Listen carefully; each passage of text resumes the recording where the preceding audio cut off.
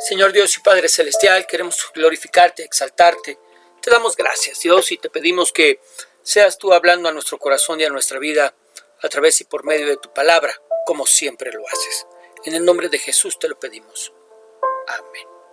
Muy bien, pluma, papel, lápiz y una actitud enseñable es lo que vamos a necesitar el día de hoy para aprender un poco más acerca de nuestro Señor.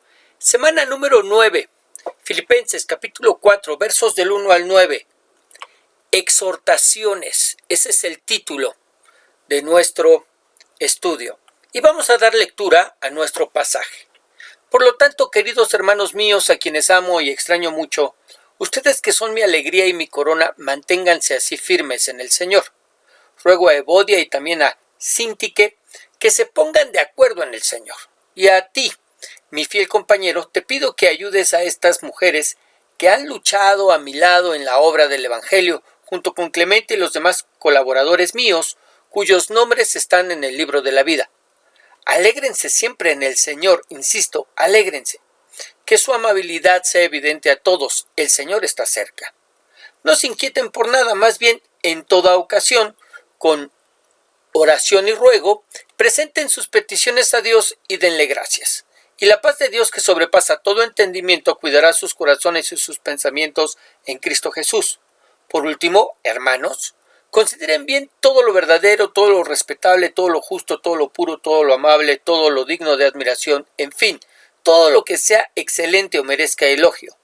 Pongan en práctica lo que de mí han aprendido, recibido y oído, y lo que han visto en mí, y el Dios de paz estará con ustedes.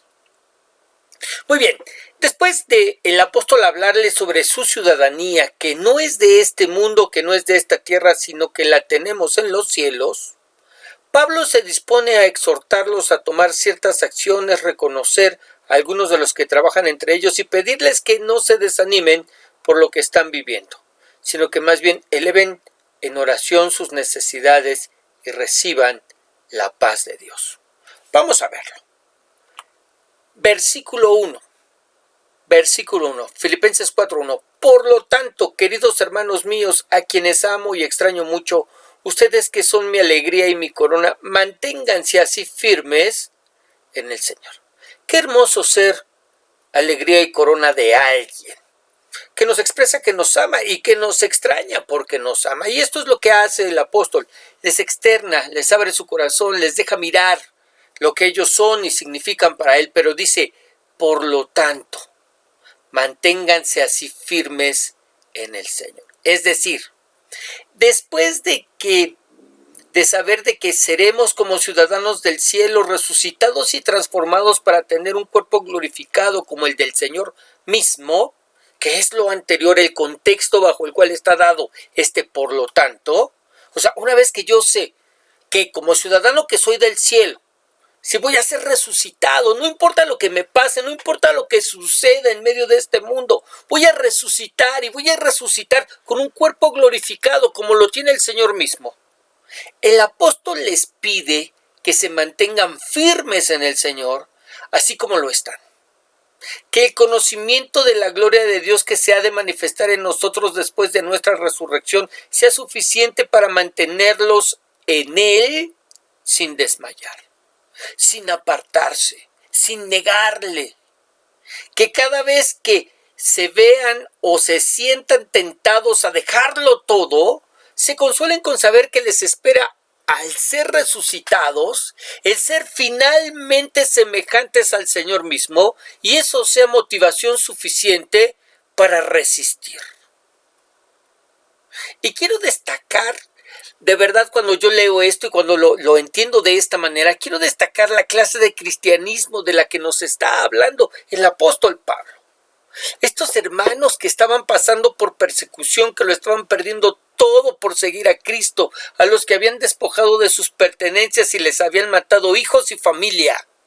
A estos hermanos Pablo les pide que se mantengan firmes por el simple, entre comillas, simple hecho de saber que al morir y resucitar, o al ser arrebatados, tendrán un cuerpo glorificado semejante al del Señor e irán a su presencia. Que no importa lo que pase, que no importa lo que les suceda en medio de este mundo, deben consolarse con saber que si mueren resucitarán, y si son arrebatados serán transformados, y ambos, ya sean los resucitados o los transformados, tendremos un cuerpo glorificado con el cual veremos al Señor para estar con Él siempre.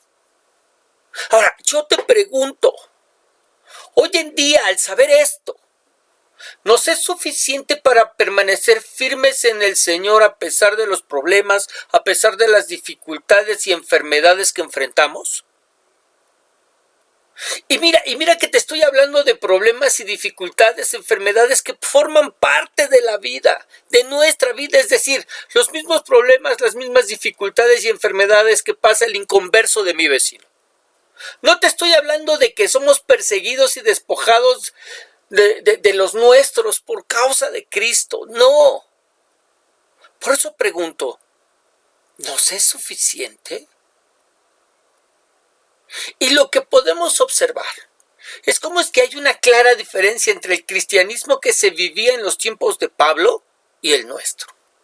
En aquellos tiempos los creyentes estaban dispuestos, en verdad estaban dispuestos a morir y dejarlo todo por Cristo. Hoy en día la gente quiere garantías para seguir a Jesús. Quieren garantías de que les irá mejor, que tendrán negocios y vidas bendecidas. Quieren garantías de que podrán vivir su mejor vida ahora. Vivimos a la sombra de un cristianismo frágil que amenaza con dejar nuestras iglesias si las cosas y las circunstancias no les van bien. ¿Qué piensas? ¿Qué piensas?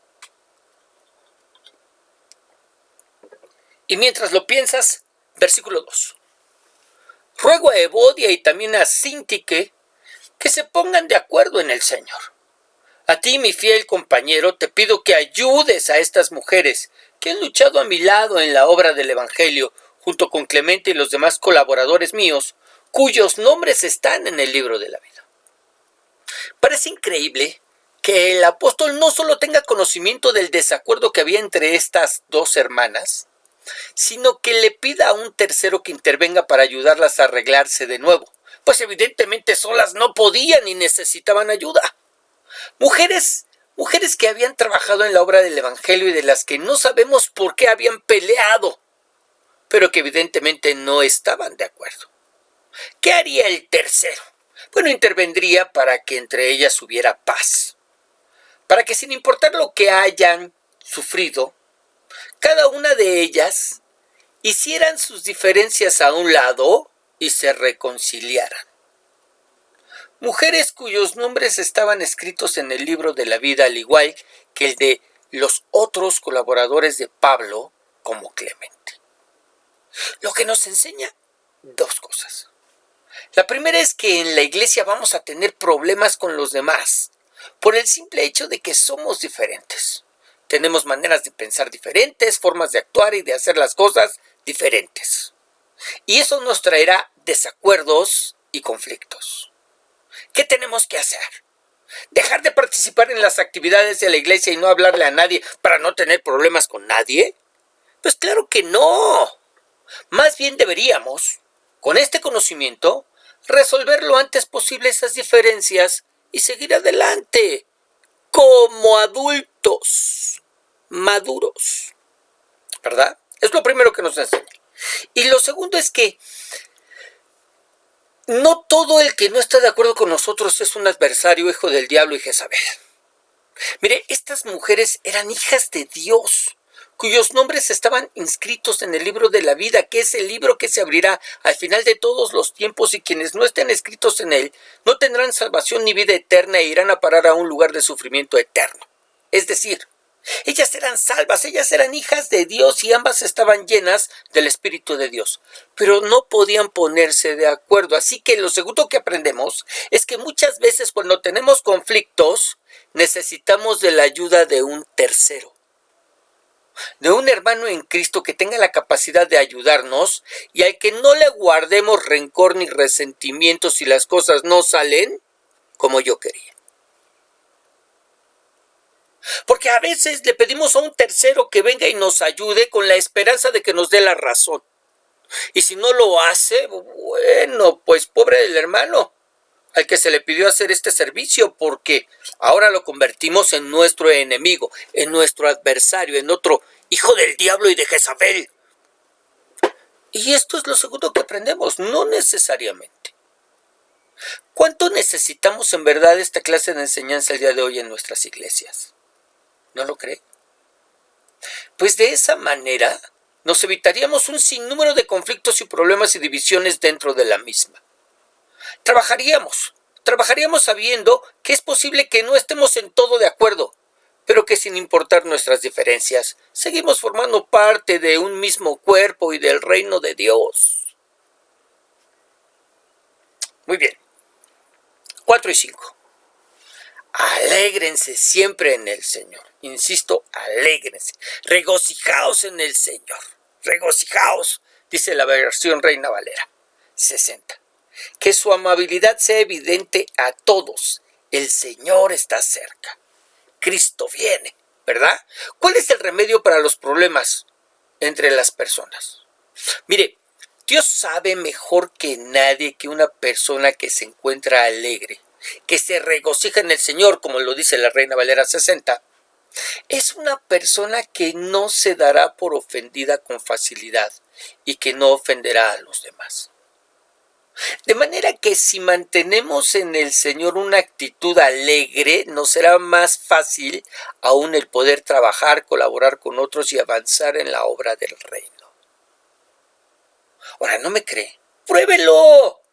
Deshágase de su actitud amarga y regocíjese en el Señor y verá las cosas de manera diferente. Pero además nos pide que seamos amables, afables con todos, sabiendo que el regreso del Señor está cerca. Y eso nos habla de que aún con aquellos que no merecen que seamos amables, debemos serlo, sabiendo, consolándonos con la idea de que el regreso de nuestro Señor está cerca y que Él pagará a cada uno conforme a sus obras. Mire, algo así como lo que hizo el Señor Jesús con la mujer a la que encontraron en pleno adulterio y trajeron ante Él. El Señor se mostró amable con ella a pesar de que efectivamente había sido hallada en pecado. No lo merecía, pues de haberle dado lo que merecía la hubieran apedreado. Sin embargo, el Señor le extendió su misericordia, que es no darle lo que merece, y fue amable con ella. Así nosotros. Y en lo que lo meditas, ¿qué tal que te leo el siguiente comentario? Parece extraño que un hombre preso pudiera decir a una iglesia que se regocije. Pero la actitud de Pablo nos enseña una lección importante. La actitud interior no necesita reflejar nuestras circunstancias externas. Pablo estaba lleno de gozo porque sabía que pese a lo que le sucediera, Cristo estaba con él. Pablo insta a los filipenses a regocijarse varias veces en esta carta, probablemente porque necesitaban oírlo. Es muy fácil desalentarse frente a circunstancias que no son placenteras o tomar hechos sin importancia como si lo fueran. Si usted no ha disfrutado el gozo últimamente, quizás sea porque no está mirando la vida desde la perspectiva correcta. El que tenga oídos para oír, que oiga. Versos 6 y 7. No se inquieten por nada. Más bien en toda ocasión, con oración y ruego, presenten sus peticiones a Dios y denle gracias. Y la paz de Dios, que sobrepasa todo entendimiento, cuidará sus corazones y sus pensamientos en Cristo Jesús. No se inquieten por nada. La Reina Valera dice, por nada estéis afanosos. Ahora, ¿por qué problema, por qué enfermedad, por qué injusticia deberíamos inquietarnos, deberíamos estar afanados, tronándonos los dedos, preocupadísimos? Aquí dice que por ninguna. Y no porque no seamos objeto, no tengamos problemas o no tengamos enfermedades o no suframos de injusticias, no, sino porque sabemos que sobre todas estas cosas Dios tiene el control de todo. Y entonces, lo que nos pide que hagamos es orar a Él, orar a Dios y rogarle que intervenga en medio de nuestras circunstancias, sabiendo que siempre nos escucha y que siempre nos dará lo que sea mejor para nosotros y su obra. Y acompañamos nuestra petición con acción de gracias, porque sabemos que hará lo mejor para nosotros, aunque a veces en ese momento no nos lo parezca. ¿De qué hablas, pastor? Mira, hablo de esos momentos en que oramos, levantamos nuestra oración, levantamos nuestro ruego al Señor y la respuesta es no. Pero si estoy orando, pero si estoy creyendo, pero si tengo la fe suficiente, sí, está bien. Pero la respuesta es no. Y pareciera que ese no es lo mejor para nosotros, no en ese momento. Pero allí es donde la fe es fe, cuando no puedo ver. Así que en lugar de desanimarme, decido confiar en Dios. Y con el paso del tiempo me doy cuenta que ese no fue toda una bendición para mi vida. Por eso le doy gracias. Pero además me dice que al hacerlo, la paz de Dios,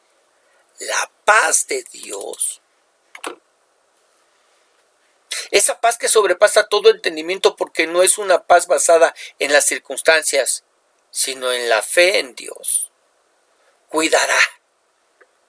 guardará nuestros corazones y pensamientos en Cristo. Es decir, esa paz no permitirá que mis pensamientos y sentimientos se desborden, angustiados por las circunstancias, y me lleven a pecar. Mira, ejemplo de ello lo tenemos en el Antiguo Testamento a través de la vida de Job, de quien la Biblia nos dice. Vamos a verlo, Job capítulo 1, verso 20. Entonces Job se levantó y rasgó su manto y rasuró su cabeza y se postró en tierra y adoró. Y dijo: desnudo salí del vientre de mi madre y desnudo volveré allá. Jehová dio y Jehová quitó. Sea el nombre de Jehová bendito. En todo esto no pecó Job, ni atribuyó a Dios despropósito alguno. ¿Cómo le hace a alguien a quien le matan los hijos, le roban todo su ganado y le dejan a la mujer para no pecar contra Dios? Su fe en Dios y la presencia del Espíritu del Señor en la vida de Job le guardaron de pecar. Y así debería, con mayor razón, suceder con nosotros. Nuestra fe en Dios y la presencia de su Espíritu en nuestras vidas debería guardarnos de pecar con la mente y en nuestros sentimientos. Esa paz cuida de mi mente y cuida mi corazón, cuida mis sentimientos. Eso es lo que nos está diciendo el apóstol. Es la paz de Dios. Esa paz que no depende de las circunstancias, que no depende de las situaciones, que no depende de que me vaya bien, que no depende de que no tenga necesidades, que no depende de que tenga yo todos los recursos a la mano. Esa paz es la que va a cuidar mi corazón y mis pensamientos en Cristo cuando las cosas no estén bien. Vamos a leer el siguiente comentario. La paz de Dios es diferente a la paz del mundo. La paz verdadera no se encuentra en el pensamiento positivo, en la ausencia de conflictos o en buenos sentimientos. Ella es producto de saber que Dios controla. Nuestra ciudadanía en el reino de Cristo está asegurada. Nuestro destino está determinado y podemos tener victoria sobre el pecado. Permita que la paz de Dios guarde su corazón de toda ansiedad. La paz de Dios. Versos 8 y 9. Por último, hermanos, consideren bien lo verdadero, todo lo respetable, todo lo justo, todo lo puro, todo lo amable, todo lo digno de admiración, en fin, todo lo que sea excelente o merezca elogio. Pongan en práctica lo que de mí han aprendido, recibido y oído, lo que han visto en mí, y el Dios de paz estará con ustedes. El Señor está siempre con nosotros, eso es algo que sabemos, pues fue una promesa que Él nos hizo, que estaría con nosotros todos los días hasta el fin del mundo. Pero más bien a lo que se refiere el apóstol es que el Dios de paz se manifestará en esa paz en nuestras vidas. ¿Sí? ¿Cuándo? ¿Cuándo? Cuando lo que hemos aprendido, recibido y oído, lo que hemos visto en Él, lo pongamos en práctica. Algo a lo que entraremos en un minutito. Pero aquí lo primero de lo que nos habla el apóstol en el verso 8 es ¿en qué deberían pensar los cristianos? ¿En qué deberían pensar? Pablo nos enseña que nuestra mente es algo sobre lo que deberíamos tener control y obligarla a pensar en lo que nosotros queramos y no en lo que ella se distraiga. Así es como nos pide que pensemos en lo que es verdadero, en lo que es respetable, en lo que es justo, puro, amable, digno de admiración, excelente y merezca ser elogiado. Cosas en las que tenemos que obligarnos a pensar. Lo que me lleva a preguntarte, ¿de qué cosas estás alimentando tu mente? Porque es bien sabido que pensamos en aquellas cosas de las que alimentamos nuestra mente. Así que pregúntate, ¿qué programas de televisión estás viendo? ¿Qué ves a través de las redes sociales y el internet?